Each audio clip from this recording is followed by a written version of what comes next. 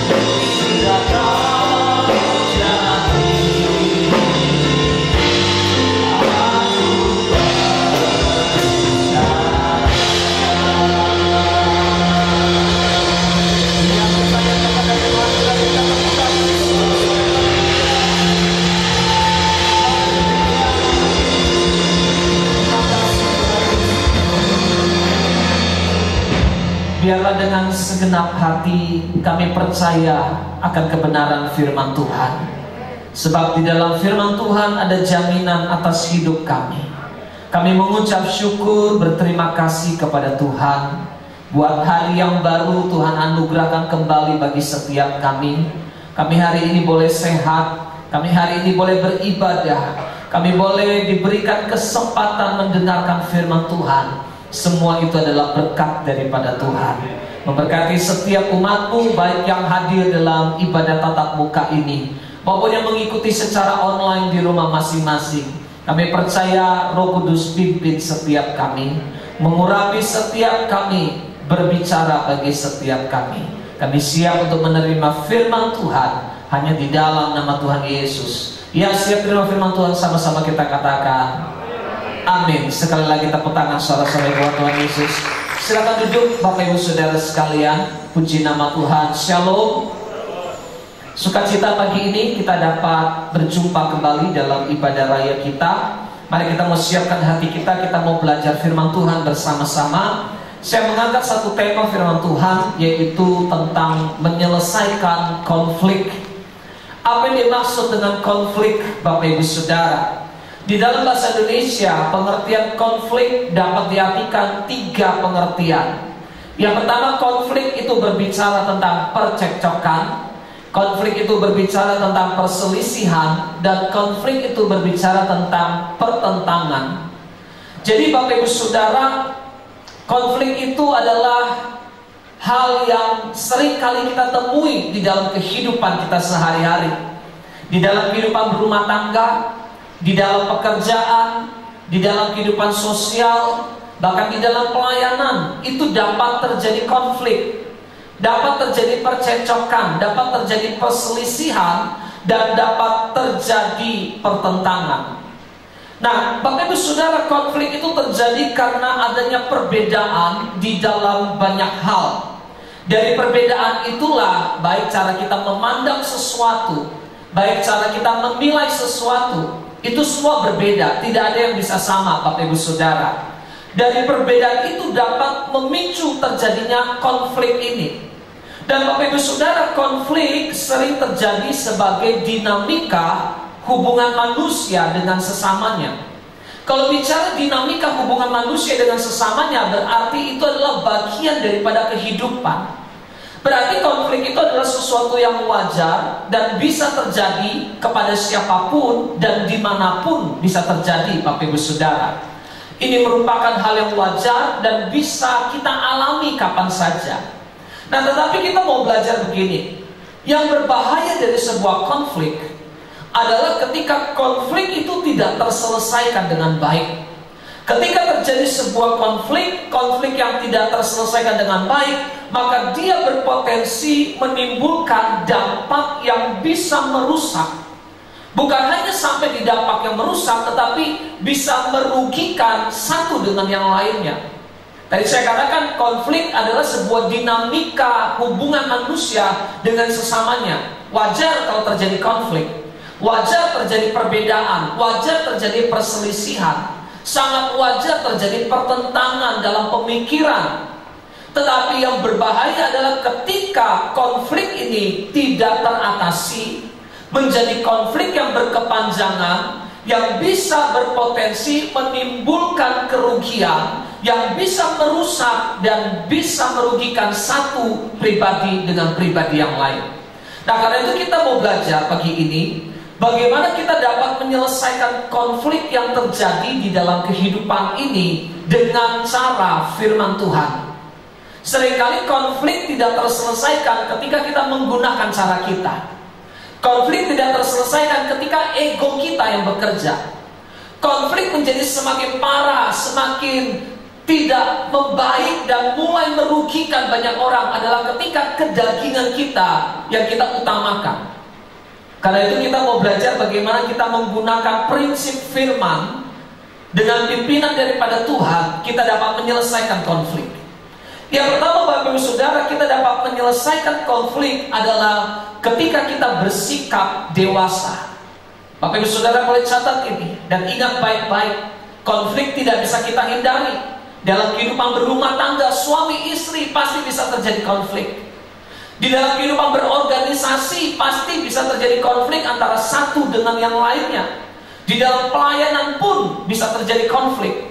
Tetapi kita bisa menyelesaikan setiap konflik yang terjadi dengan cara ketika kita bersikap dewasa.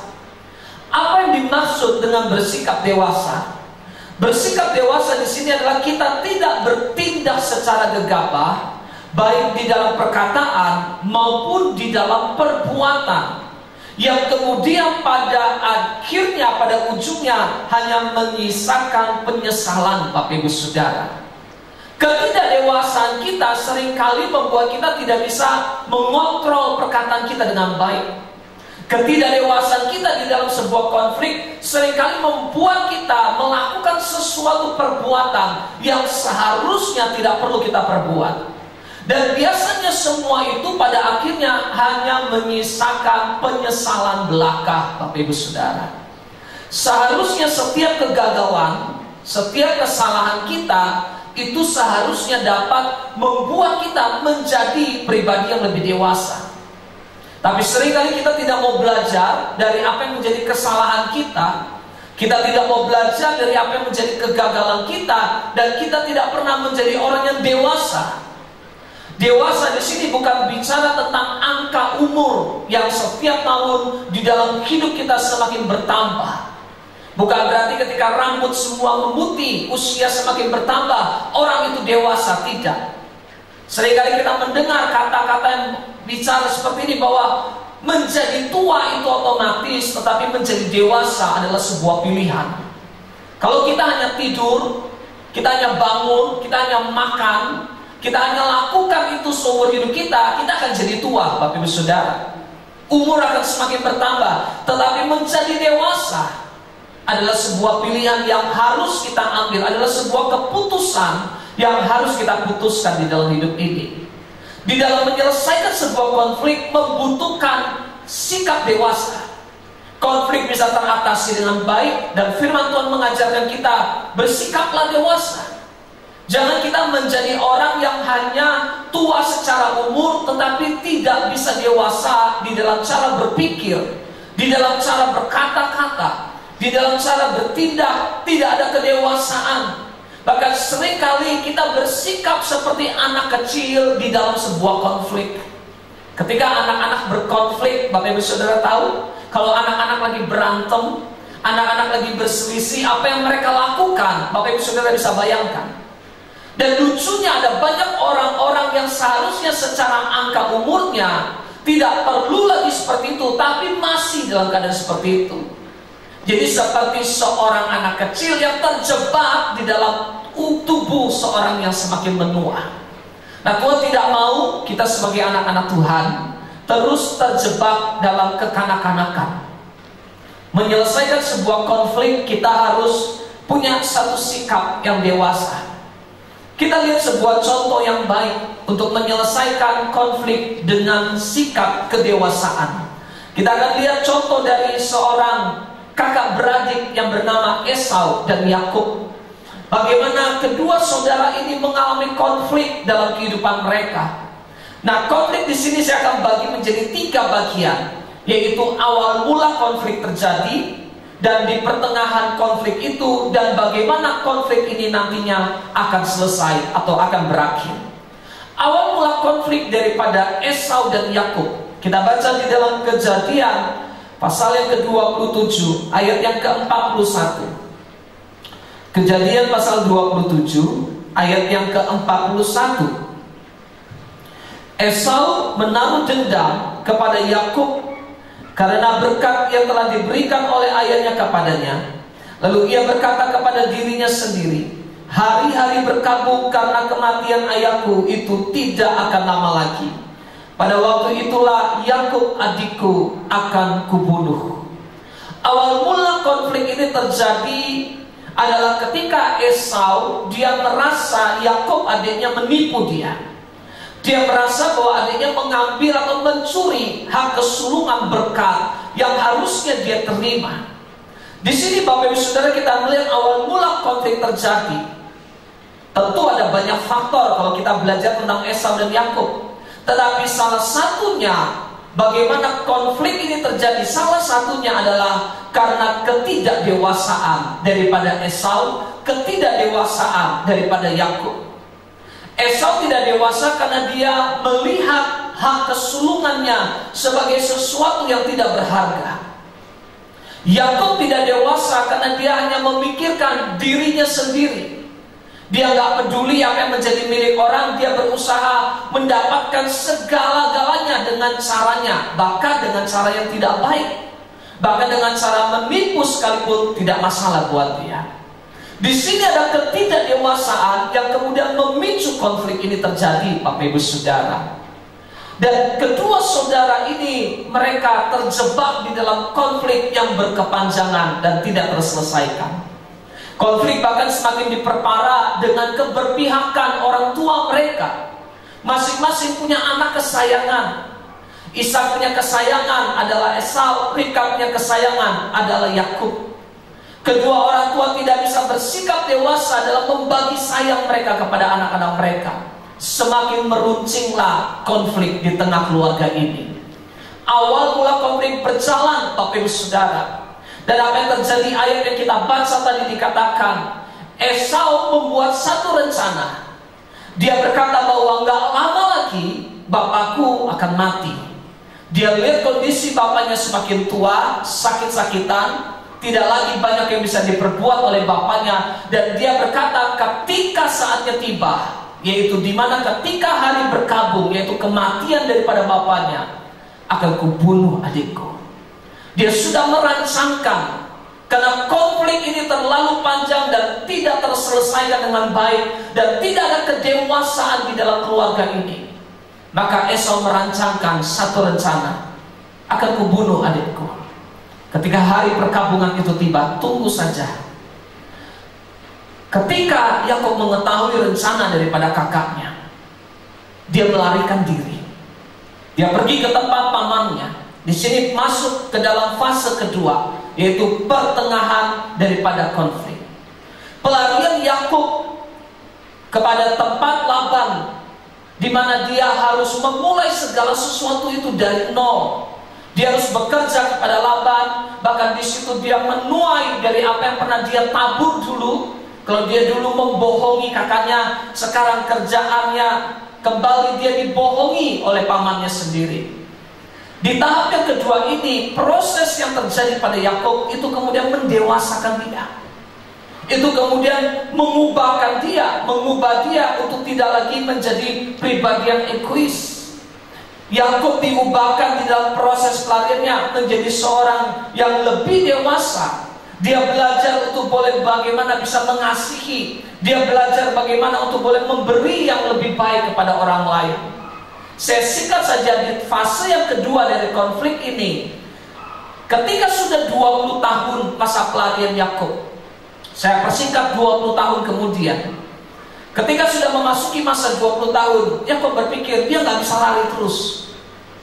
Yakub berpikir dia harus pulang, dia harus kembali ke tempat di mana keluarganya berada.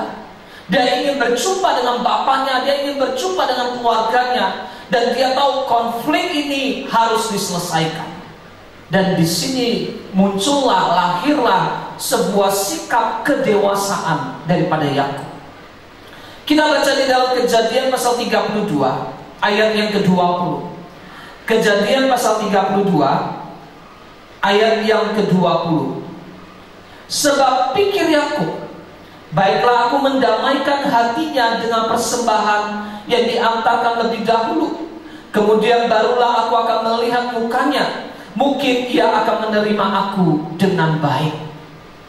Di sini ketika akan berjumpa dengan Esau, setelah 20 tahun mereka berpisah, maka Yakub masih menyimpan ketakutan di dalam hatinya.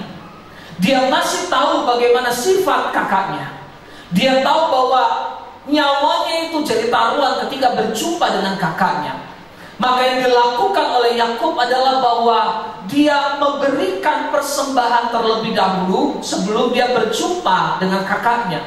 Dia berikan ternak, dia berikan harta benda, dia utus orang untuk berjumpa dengan Esau dan berkata bahwa adiknya ini ingin berdamai dengan dia. Sebuah kedewasaan yang membentuk sifat daripada Yakub. Bagaimana konflik ini membuat dia harus lari, harus pergi, dan diproses Tuhan dari nol lagi. Dan ketika dia sudah menjalani proses itu, pikirannya diubahkan Tuhan. Perjumpaannya dengan Tuhan di Betel, pergumulannya dengan Tuhan membuat dia bukan sama seperti Yakub yang dulu. Bukan Yakub yang licik, tetapi Yakub yang sudah menjadi pangerannya Allah yang disebut Israel. Hidupnya berubah karena dia mengalami kedewasaan. Dan konflik ini di fase yang ketiga ditutup. Kalau kita nonton film, ini adalah sebuah kisah yang happy ending. Di dalam Kejadian pasal 33 ayat yang keempat, akhir daripada konflik Esau dan Yakub. Apa yang terjadi? Kejadian 33 ayat yang keempat. Tetapi Esau berlari mendapatkan dia, di dekatnya dia, dipeluk lehernya, dan diciumnya dia, lalu bertangis-tangisanlah mereka. Akhir daripada konflik kedua saudara ini berakhir dengan bahagia. Bagaimana Yakub yang mengalami proses Tuhan, mengalami kedewasaan, demikian juga Esau. Ketika dia berkata bahwa dia akan membunuh adiknya 20 tahun yang lalu, kemudian dalam perjalanan Tuhan mengubahkan keduanya. Tuhan mendewasakan keduanya. Tuhan menjamah hati kedua kakak beradik ini. Lewat apa? Sebuah kedewasaan. Lewat kedewasaan kita bisa menyelesaikan konflik. Seringkali ketidakdewasaan kita membuat sebuah konflik itu menjadi berlarut-larut. Dan semakin berlarut-larut, maka dampaknya semakin tidak baik. Ketika konflik terjadi, Bapak Ibu Saudara, di dalam keluarga, contoh paling sederhana bicara tentang keluarga adalah hubungan suami dan istri. Ketika suami dan istri mengalami konflik dan tidak ada penyelesaian di dalam konflik itu, maka yang terjadi adalah yang rugi. Dampaknya bukan hanya kepada suami atau istri, melainkan sampai kepada anak-anak. Dan biasanya yang menjadi korban itu adalah anak-anak, bukan daripada pribadi yang berkonflik saja. Ketidakdewasaan itu akan membuat orang lain terseret dan mengalami kerugian di dalam kehidupan ini.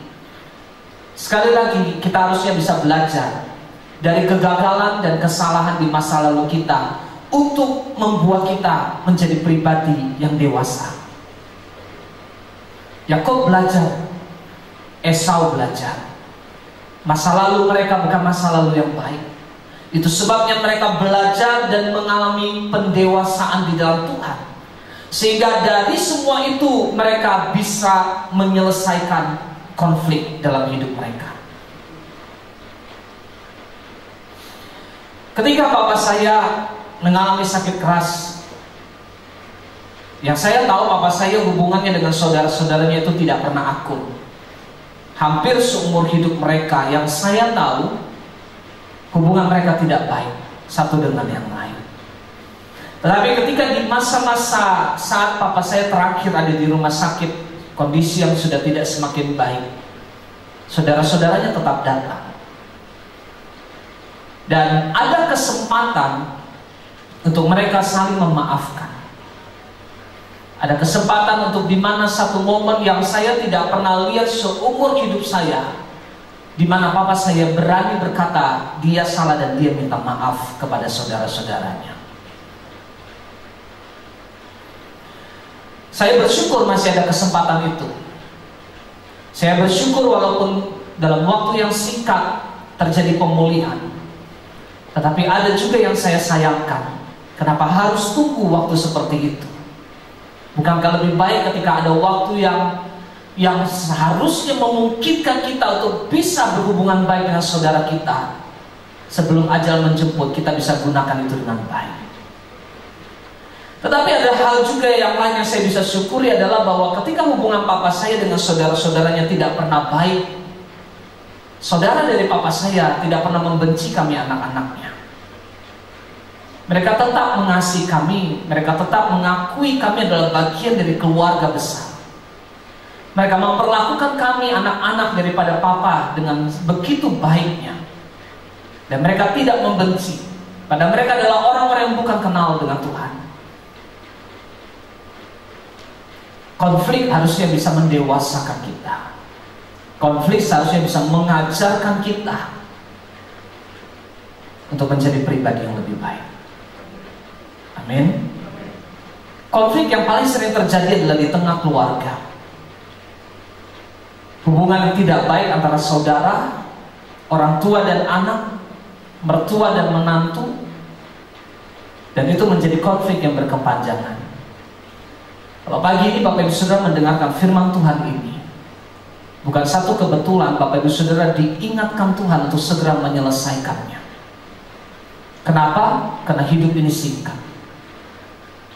Karena di tengah masa pandemi ini semakin membuat hidup ini begitu singkat, di mana kematian tidak lagi berbicara tentang tua atau muda, sehat atau sakit, tetapi siapa saja bisa mengalami kematian dalam waktu singkat hari-hari ini. Karena itu jangan ada lagi konflik. Selesaikan. Bersikaplah dewasa. Di dalam sebuah konflik tidak pernah ada pihak yang lebih diuntungkan dan yang ada dirugikan. Tidak. Satu-satunya pihak yang paling diuntungkan dalam sebuah konflik hanyalah iblis. Karena iblis pemicu daripada konflik. Iblis senang ketika melihat perpecahan terjadi. Iblis senang ketika melihat anak-anak Tuhan tidak bisa bersatu. Yang dia lakukan adalah apa? Dipecah belah. Ketika anak Tuhan terpecah belah, maka mereka tidak lagi bisa menjadi kuat, tapi mereka akan menjadi lemah, menyakiti satu dengan yang lain, menghancurkan satu dengan yang lain. Itulah tujuan iblis. Karena itu mari kita miliki kedewasaan di dalam Tuhan. Jangan lagi menjadi seperti anak-anak. Yang kedua, bagaimana kita menyelesaikan konflik dengan cara firman Tuhan. Yang kedua, miliki hati yang besar. Hati yang besar bicara satu sikap yang gentleman. Sikap gentle itu bukan sebuah sikap yang harus hanya dimiliki oleh seorang laki-laki. Sikap gentle atau hati yang besar itu adalah berani mengakui kesalahan dan kita berani untuk meminta maaf. Itu akan menyelesaikan konflik. Karena tidak selalu kita benar, Bapak Ibu Saudara. Bahkan di saat kita benar pun tidak ada salahnya kalau kita meminta maaf. Meminta maaf bukan tanda kita lemah. Meminta maaf bukan tanda kita kalah, tetapi berarti kita mengutamakan perdamaian di atas segala-galanya. Perdamaian di sini bicara kita berdamai dengan diri kita berdamai dengan sesama kita, dan kita berdamai dengan Tuhan. Memiliki hati yang besar akan membuat kita dapat menyelesaikan konflik yang terjadi.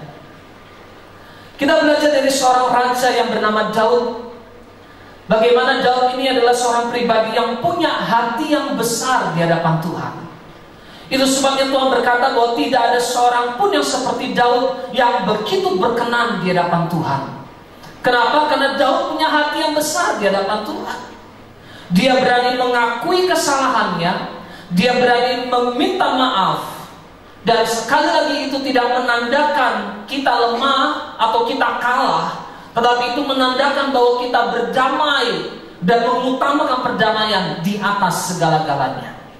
Kita baca di dalam 2 Samuel pasal 12 ayat yang ke-13. 2 Samuel pasal 12 ayat yang ke-13. Lalu berkatalah Daud kepada Nathan, "Aku sudah berdosa kepada Tuhan." Dan Nathan berkata kepada Daud, "Tuhan telah menjauhkan dosamu itu, dan engkau tidak akan mati." Daud adalah seorang yang berkenan di hadapan Tuhan. Tapi sebagai manusia, dia juga tidak luput dari kesalahan. Ada satu waktu Daud terpleset. Dia melakukan kesalahan. Dia merencanakan satu pembunuhan. Dia membunuh Uria dengan maksud mengambil istri Uria, Batsheba, untuk menjadi miliknya. Dan ini menjadi dosa yang besar di mata Tuhan. Sehingga Tuhan mengutus seorang nabi yang bernama Nathan untuk datang dan menegur Daud akan dosa-dosanya. Bapak Ibu Saudara ingat, pada saat itu Daud sudah menjadi raja. Dan biasanya raja ketika menerima seseorang yang datang kepada dia, raja tidak pernah sendirian. Di tengah-tengah raja itu ada penasehat, ada para tua-tua, ada prajurit yang mengawal dia. Bahkan di situ mungkin ada pemaisurinya. Artinya Daud ketika berhadapan dengan Nathan, dia tidak sendirian, tetapi ada banyak orang yang juga mendengarkan percakapan mereka. Dan ketika Nathan berkata bahwa Daud orang yang berdosa itu adalah kamu, di situ Daud punya hati yang sangat besar. Dia tahu dia sedang mengalami konflik dengan Tuhan. Dia tahu, Bapak Ibu Saudara, dia tahu dia sedang berkonflik dengan manusia di sekitarnya. Dan di situ dia tahu bahwa dia harus menyelesaikan konflik ini. Ditegur Tuhan, dia memberikan respon yang tepat. Seharusnya sebagai raja, Daud bisa saja menolak tuduhan. Daud bisa saja menolak teguran daripada Nabi Nathan. Daud bisa saja berkata bahwa Nathan sedang memfitnah dia. Bahkan Daud bisa dengan mudah suruh pasukan tangkap Nathan dan penggal Nathan karena memfitnah raja. Tapi apa sikap daripada Daud? Dia bersikap dengan penuh kedewasaan, dengan penuh sikap hati yang besar. Dia berkata kepada Tuhan, "Aku sudah berdosa kepada Tuhan." Dia nggak malu untuk mengakui kesalahannya. Dia nggak malu untuk dia meminta maaf. Dia bertobat kepada Tuhan. Dan itulah alasannya kenapa Tuhan begitu menyukai pribadi Daud. Karena dia punya hati yang besar. Seringkali kita nggak punya hati yang cukup besar untuk mengakui bahwa kita itu salah. Seringkali konflik yang terjadi tidak lebih, tidak bukan juga karena kita punya kesalahan. Kita bukan manusia yang sempurna. Tetapi karena ego, karena kedagingan kita tidak mau mengakui kesalahan kita. Oke lah, katakan saja kita benar. Katakan saja di dalam sebuah konflik kita adalah orang yang benar, dan yang menjadi lawan kita adalah pribadi yang salah. Tetapi itu bukan berarti kita tidak perlu untuk meminta maaf. Mungkin ketika kita emosi terlontar kata-kata yang menyakitkan. Mungkin ketika kita terusik, kita bisa melakukan tindakan-tindakan yang bisa merugikan orang lain. Walaupun kita dalam kondisi atau posisi sebagai orang yang benar. Tuhan mau kita punya hati yang besar untuk memaafkan. Tuhan mau kita punya hati yang besar untuk boleh mengampuni. Tuhan mau kita punya hati yang besar bahkan untuk mengakui setiap kesalahan yang kita lakukan. Ketika kita bisa lakukan itu, maka Bapak Ibu Saudara, kita akan mendapatkan damai sejahtera yang besar dalam hidup kita. Ketika kita mau mengampuni, Bapak Ibu Saudara tahu tidak, mengampuni itu sebenarnya adalah hal yang terbaik untuk diri kita sendiri. Ketika kita mengampuni orang lain, bukan baik untuk orang yang kita ampuni. Ketika kita mengampuni, ketika kita memaafkan, itu adalah hal yang terbaik yang bisa kita lakukan untuk siapa? Bukan untuk orang itu, tapi untuk diri kita. Karena ketika kita menyimpan kebencian, ketika kita menyimpan kemarahan, ketika kita menyimpan kepahitan, yang rugi bukan orang yang kita benci. Yang rugi adalah diri kita sendiri.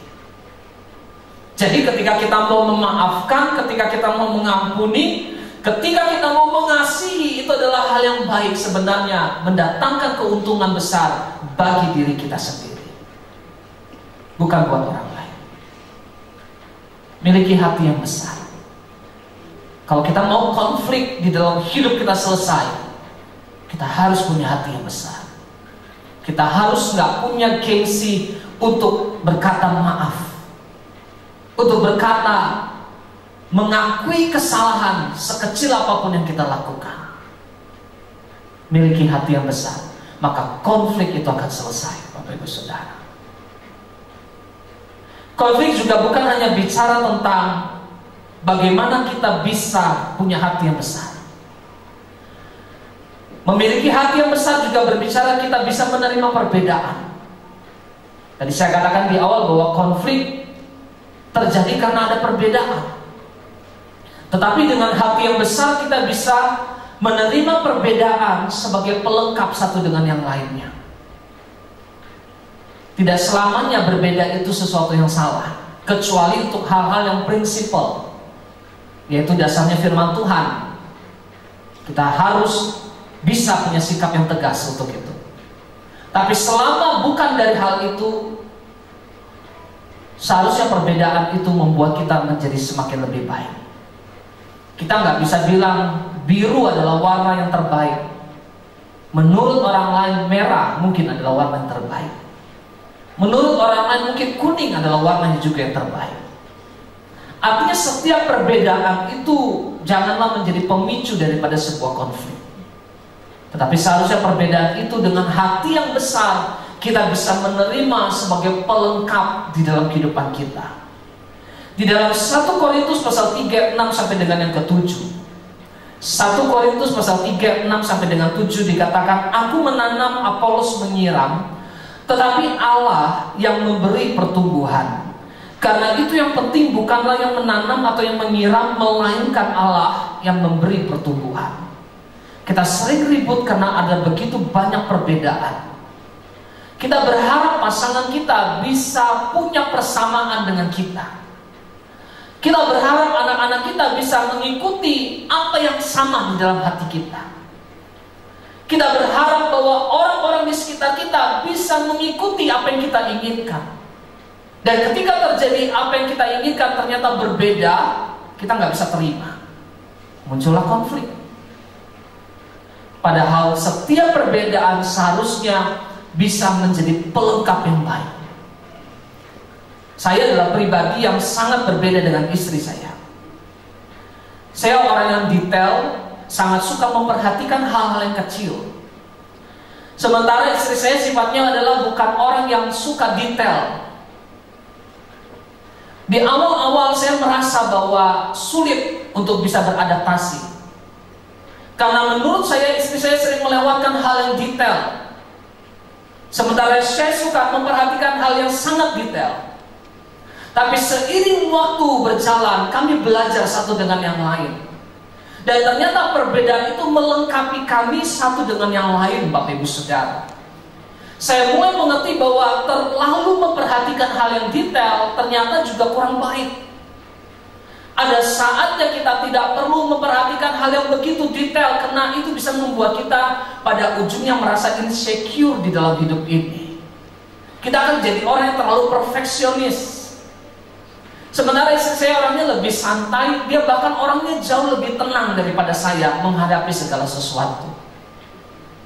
Dia punya sikap yang ternyata itu bisa lebih tenang dibanding saya. Ketika dalam masalah dan persoalan, dia bisa punya sikap yang lebih tenang. Dan saya belajar dari situ. Kemudian kami belajar saling melengkapi satu dengan yang lain. Dan ternyata itu indah. Ternyata itu baik. Dan bisa membuat hidup kita jadi lebih baik lagi. Karena saling melengkapi. Tapi dibutuhkan hati yang besar.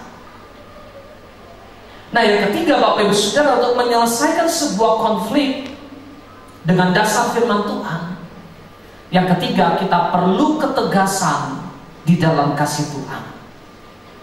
Sebuah konflik bisa terselesaikan, yang pertama adalah dengan kedewasaan, yang kedua adalah dengan hati yang besar, tetapi yang ketiga, jangan lupakan, ketegasan juga diperlukan dalam menyelesaikan sebuah konflik.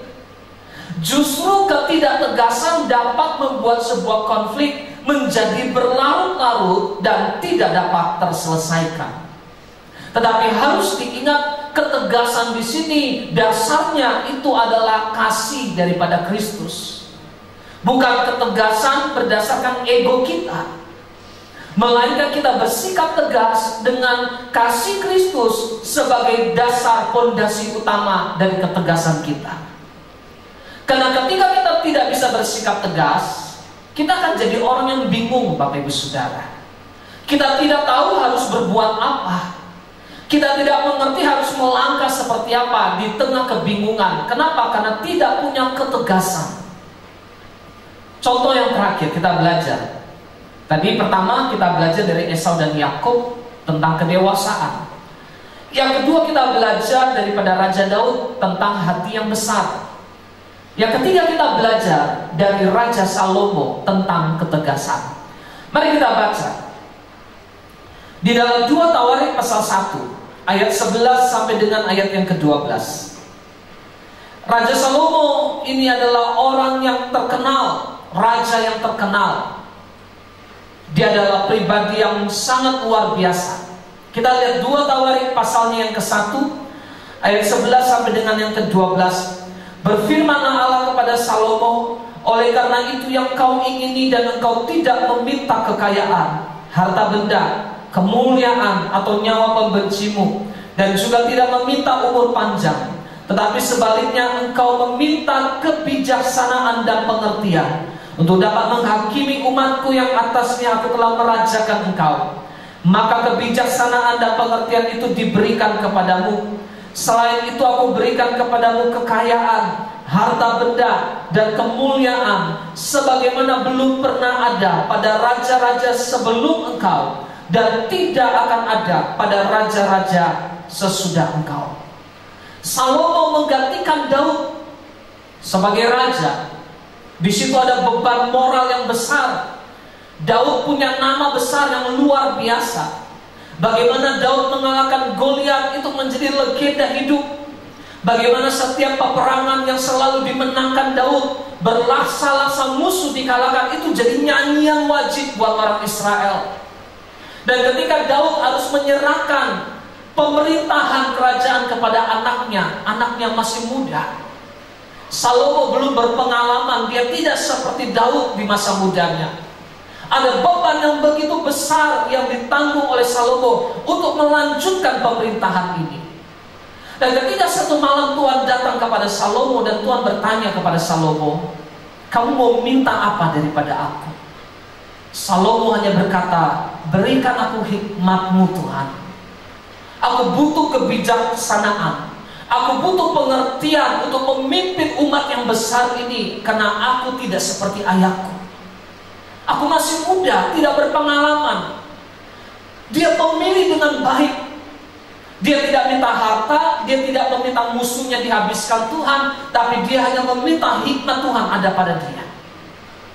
Dan tahukah Anda Bapak Ibu Saudara bahwa di masa Salomo, Israel ini ada di puncak kejayaannya. Israel ini, kerajaan ini menjadi kerajaan yang paling top di masa itu. Seluruh raja, seluruh kerajaan datang ke Israel untuk mereka belajar dari Raja Salomo. Dari Ethiopia, dari Mesir, dari seluruh penjuru bumi di masa itu mereka belajar kepada Salomo. Kenapa? Karena tidak ada raja yang punya hikmat seperti dia. Kalau kita ingat kisah dalam sekolah minggu yang sering kali disampaikan guru-guru sekolah minggu, bagaimana hikmat Salomo yang bisa menyelesaikan kasus 2 orang ibu dengan 1 bayi yang masih hidup, 1 bayi yang sudah meninggal. Kedua ibu ini memperebutkan bayi yang masih hidup dan saling mengklaim bahwa itu adalah anaknya. Salomo dengan hikmat Tuhan bisa memberikan jalan keluar terbaik dan menemukan siapa ibu yang sesungguhnya dari bayi yang hidup ini, dengan hikmat daripada Tuhan. Bahkan lebih daripada itu, Tuhan memberikan bonus kepada Salomo. Diberikan Tuhan dengan harta benda, kekayaan, kemuliaan. Tuhan tambahkan bonus dalam hidupnya. Salomo terkenal sebagai raja yang bijaksana, raja yang tegas, raja yang berhikmat. Tetapi sayangnya, Salomo yang membawa Israel ada di puncak kejayaan, di tangan dia juga kerajaan ini menjadi hancur. Kita lanjut pembacaan firman Tuhan. 1 Raja-Raja pasal 11 ayat 1 sampai dengan ayat yang ke-6. 1 Raja-Raja pasal 11 ayat 1 sampai dengan yang ke-6. Adapun Raja Salomo mencintai banyak perempuan asing. Di samping anak Firaun yang mencintai perempuan-perempuan Moab, Ammon, Edom, Sidon, dan Het. Padahal tentang bangsa-bangsa itu Tuhan telah berfirman kepada orang Israel, "Janganlah kamu bergaul dengan mereka, dan mereka pun janganlah bergaul dengan kamu. Sebab sesungguhnya mereka telah mencondongkan hatimu kepada allah-allah mereka." Hati Salomo telah terpaut kepada mereka dengan cinta. Ia mempunyai 700 istri dari kaum bangsawan dan 300 guntik. Istri-istrinya itu menarik hatinya daripada Tuhan. Sebab pada waktu Salomo sudah tua, istri-istrinya itu mencondongkan hatinya kepada allah-allah lain, sehingga ia tidak dengan sepenuh hati berpaut kepada Tuhan Allahnya seperti Daud ayahnya. Demikianlah Salomo mengikuti Asitoret, dewa orang Sidon, dan mengikuti Milkom, dewa kejijikan sembahan orang Amon. Dan Salomo melakukan apa yang jahat di mata Tuhan, dan ia tidak dengan sepenuh hati mengikuti Tuhan seperti Daud ayahnya. Saudara lihat, seorang yang membawa kerajaan ini ada di puncak kejayaan, tapi di tangan orang yang sama dari puncak kejayaan hancur sampai tidak bersisa sedikit pun. Mungkin kita bertanya, bukankah Salomo punya hikmat daripada Tuhan? Tetapi sekali lagi, contoh ini membuktikan bahwa pilihan ada di tangan kita, bahwa pilihan hidup kita yang menentukan. Salomo sayangnya memilih akhir dari hidupnya tidak sebaik dengan dia memulainya. Di masa tuanya dia berpaling, tidak lagi menyembah kepada Tuhan Allah yang hidup. Di masa tuanya dia mendirikan ada begitu banyak kuil-kuil. Dia mendirikan mezbah-mezbah untuk penyembahan berhala di seluruh penjuru Israel. Kenapa Bapak Ibu Saudara? Satu kata, Salomo tidak punya ketegasan di masa tuanya. Karena dia tidak tegas kepada istri-istrinya. Karena dia tidak tegas untuk hanya menyembah kepada Allah yang hidup. Karena dia berkompromi, dia bernego untuk setiap dosa, untuk setiap penyembahan berhala. Hatinya dicondongkan dan menjauh daripada Tuhan. Bahkan dikatakan dia melakukan apa yang jahat di mata Tuhan. Akhir yang menyedihkan. Dan apa yang terjadi atas kesalahan itu, maka Tuhan membuat Israel yang tadinya adalah kerajaan yang paling top, kerajaan yang paling jaya, Tuhan pecahkan jadi dua bagian. Satu di sebelah utara dan satu di sebelah selatan. Dari 12 suku yang bersatu dipecah Tuhan, 10 suku kerajaan sendiri, 2 suku sisanya kerajaan sendiri. Nah, saudara bisa lihat apa yang terjadi dengan Israel setelah Salomo tidak ada.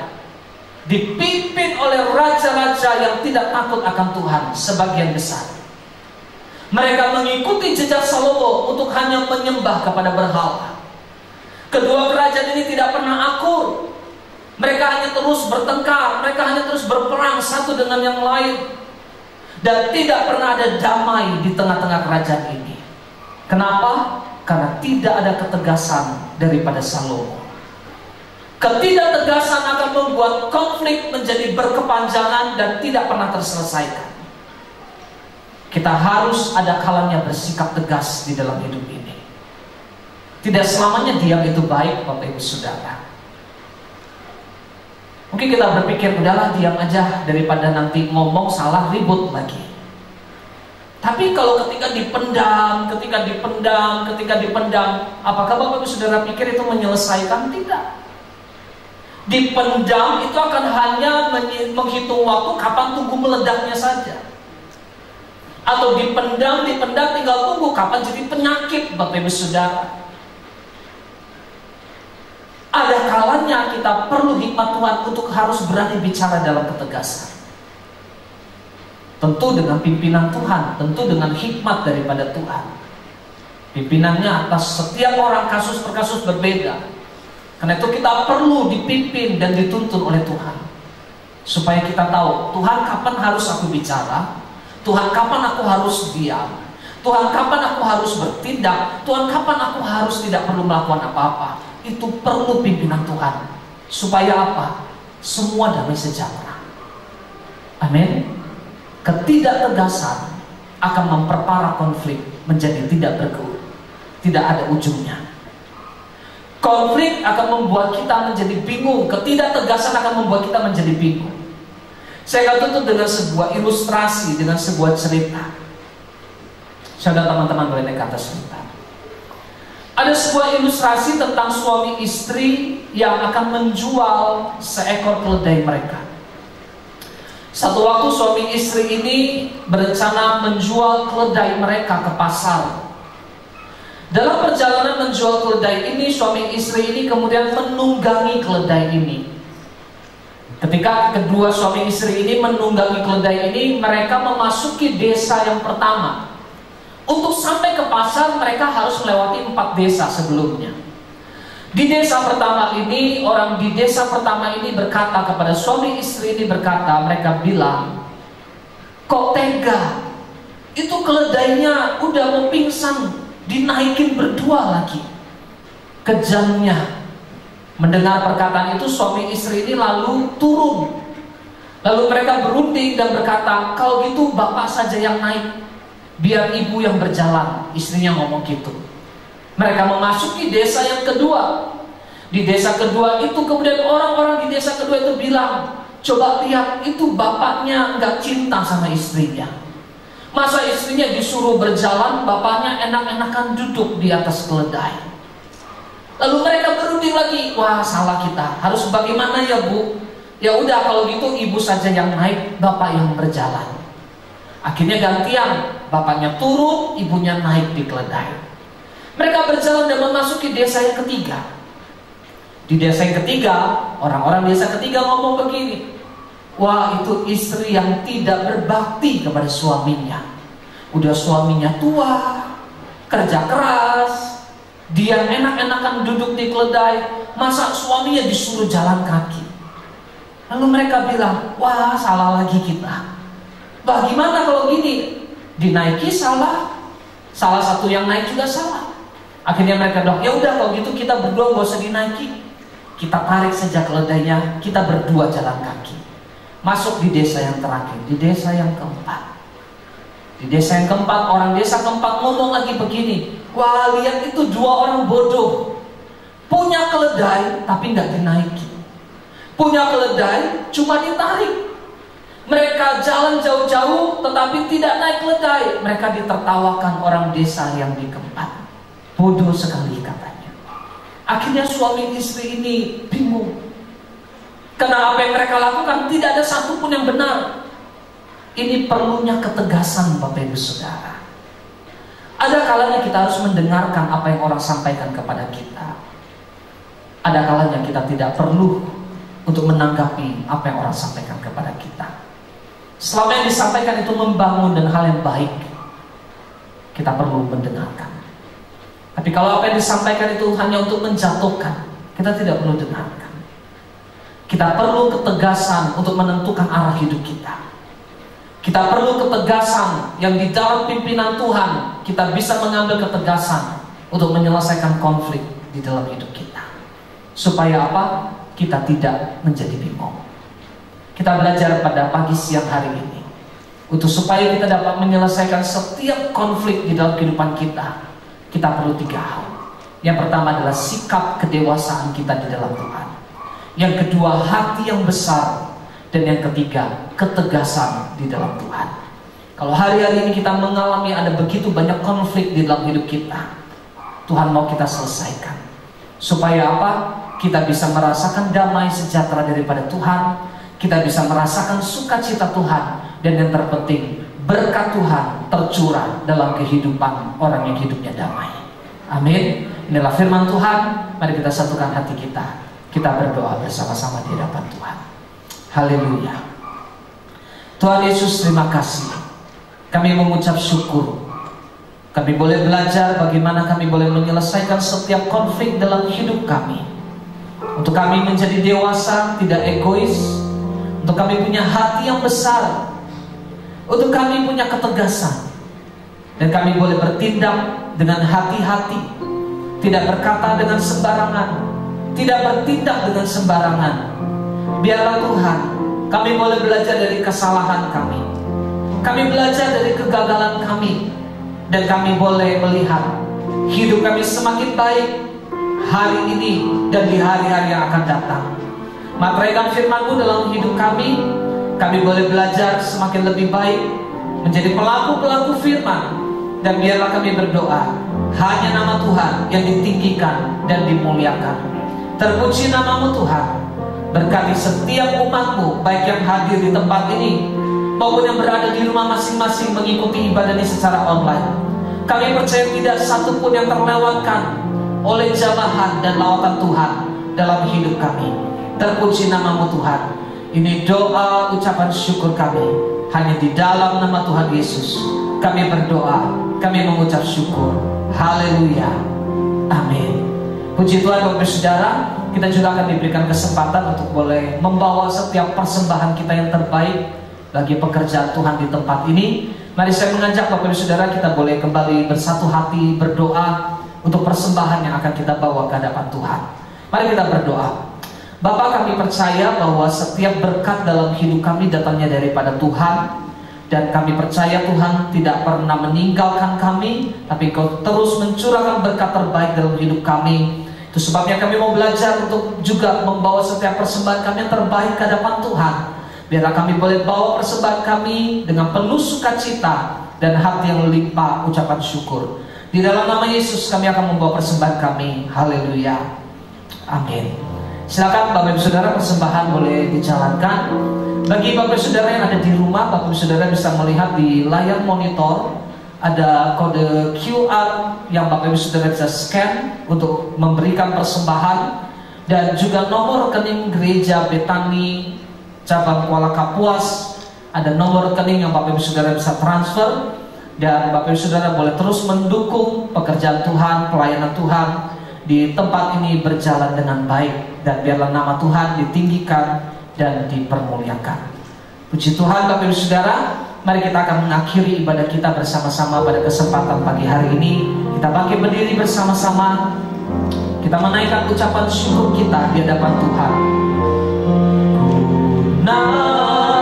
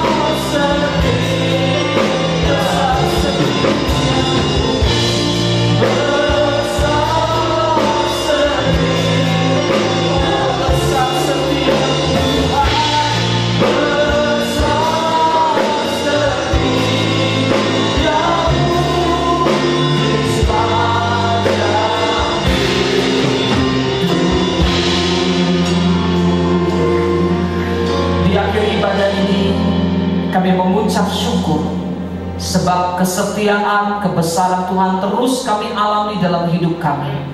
Terima kasih buat pimpinan penyertaan Tuhan sepanjang ibadah ini dari awal hingga pada akhirnya.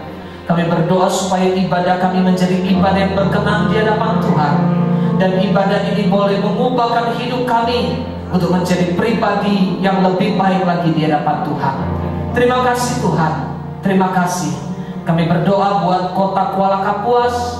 Tuhan memberkati kota ini, menjadikan kota ini sebagai kota yang berkenan di hati Tuhan. Kami berdoa untuk pemerintahan kota ini, mulai dari Bapak Bupati, Bapak Wakil Bupati, beserta seluruh jajaran aparat pemerintahan yang ada. Biarlah kiranya hikmat urapan daripada Tuhan menyertai setiap pemimpin kota ini, mengambil keputusan yang terbaik, dan biarlah nama Tuhan ditinggikan dan dimuliakan. Kami percaya Tuhan, lewat kota ini nama Tuhan akan selalu dimuliakan. Berkati Gereja Betani Kuala Kapuas, biarlah dari gereja ini menjadi jawaban bagi banyak orang, menjadi saluran berkat bagi banyak orang. Bukan hanya yang beribadah di dalam gereja, bahkan sampai orang-orang di luar sana, mereka boleh diberkati dari keberadaan gereja ini. Memberkati gembala sidang kami Tuhan, memberkati hamba-Mu Bapak Pendeta Widinata Haryanto, memberkati istri hamba-Mu, anak-anak hamba-Mu, memberkati juga seluruh pelayan-pelayan Tuhan, pengerja yang ada dalam gereja ini. Kiranya hikmat urapan daripada Tuhan, kesatuan daripada Tuhan, mengikat kami semua menjadi satu dan memuliakan nama Tuhan dalam pelayanan ini.